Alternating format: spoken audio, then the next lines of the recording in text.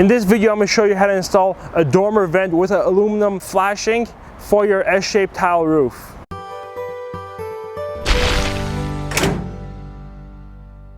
Now the first step in installing a dormer is installing the dormer's base flashing.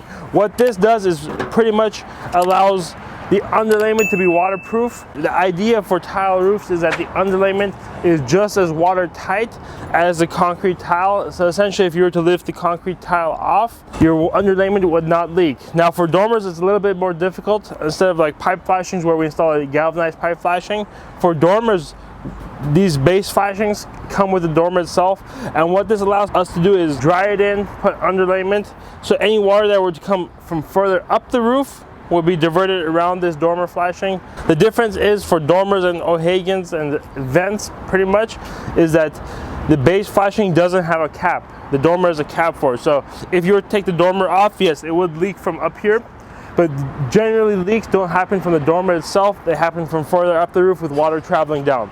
So we're going to be installing this. Using nails every 6 to 12 inches works fine. Another thing I want to point out here, this flashing is already primed, but what I always like to use an asphalt primer anytime we're adhering a bitumen-based asphalt product, like a self-adhered membrane, to a pipe flashing or to any galvanized flashing. This definitely helps with proper adhesion. Now what I want to show you is the purpose of this flashing right here. So any water that were to come right here, you can see how the water is coming around this base flashing. So in case you were to have a broken tile or a leak up here, this dormer would still not leak. All right, now one of the first steps we want to do is aligning the dormer. This means both vertically and horizontally, meaning we want to line up with the tile. We ideally want to have it so that each end is flowing into the tile, and that's the way we're able to do it. You have a little bit of room to play when installing a dormer, so you can kind of pick and choose. Same thing with your height. You want to make sure that you're not 100% on the edge, and I think that I like this layout right here. So we're going to be installing 1 or 2 nails up there. Now one thing you can do is also install some underlayment right here, or apply some mastic, just so in case any water comes, it'll come on top of the flashing. That's not a necessary step because our base layer is waterproof. So we've got the dormer installed, and now we're ready to mold it. What we want to do is use these aluminum flanges to guide the water to the areas that we want it to get to. So you're just going to be using your hands and kind of pressing down on it. This front here, we're going to be relying on mortar in these areas right here. And so what I'd like to do is actually get this flange underneath here. Now we have this tile here pre-cut. And what I want to be careful of doing is keeping this flange right here lifted up so that any water that were to get in here would flow down here as opposed to flowing on the underlayment. So as I'm installing the tile, with my finger I'm reaching back, ensuring that the aluminum flashing is lifted up. The other thing I want to do is I don't want to have any nails going through this aluminum flashing right here, because essentially I'm creating a channel for the water to go through. The last thing I want to do is put a nail through that channel.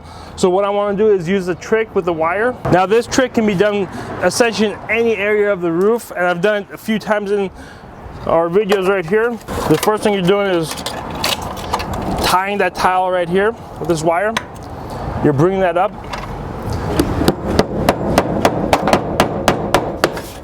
You can see I'm not nailing through that aluminum flashing here. I'm going to bend this back so it doesn't get in our way. Tie your wire on top of that. Then nail it down. And what that's going to do is going to keep this tile tight without having me put a nail right here. You can imagine if I put a nail right here, any water that would get in here would travel straight down. Alright, so for this side, let's see where it lines up. Again, I want to make sure that this flashing here is bent up. Let me show you what I don't want to do.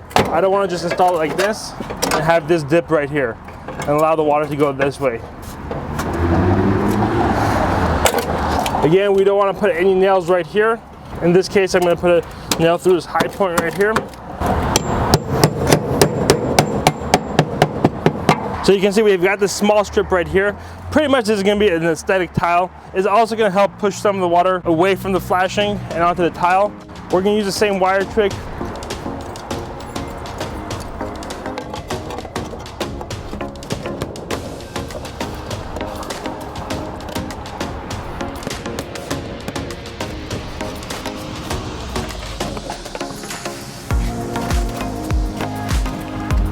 You can see here there are large gaps here, so you're definitely going to have a lot of water going in, and that's why it's really important to bend that flashing up as high as you can.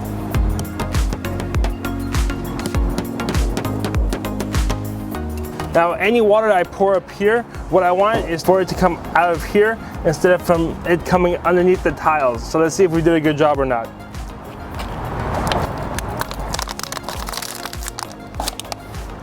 So that's the whole idea, especially with S tile or any tile with a profile. Regardless of what you do, you're gonna have these large gaps that is just gonna invite water to slide in there. You wanna make sure that you guide the water to where you want it and don't allow it to go underneath the tiles and on the underlayment as much as possible.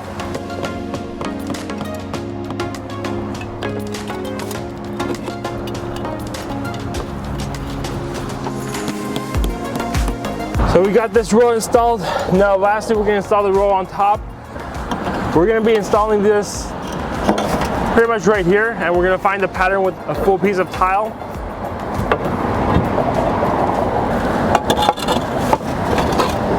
The reason for this short piece of tile right here is to allow this to sit at the correct height to line up with this. If we don't install this piece underneath here, what we're gonna have happen is this.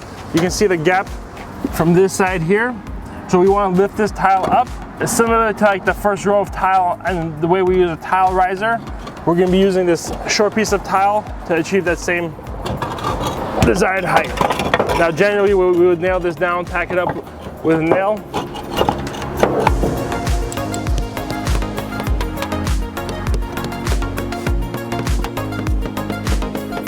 All right, the last thing you want to do on your dormer is closing these gaps up with mortar.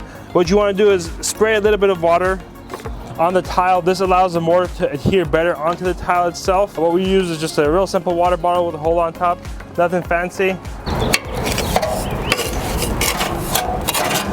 So you can see as I'm holding the flashing down, it makes it a lot easier. So this is generally what you're going for. The last thing to do would be to clean this tile off right here. I usually use either a wet rag or a soft bristle brush to get this excess mortar off.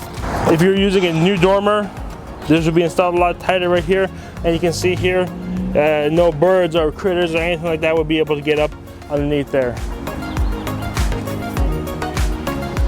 Guys, thanks for watching. We have a lot of videos on our channel related to all types of roofing. And if I missed anything in this video, or if you have any comments on how you like to do it, let me know in the comments below.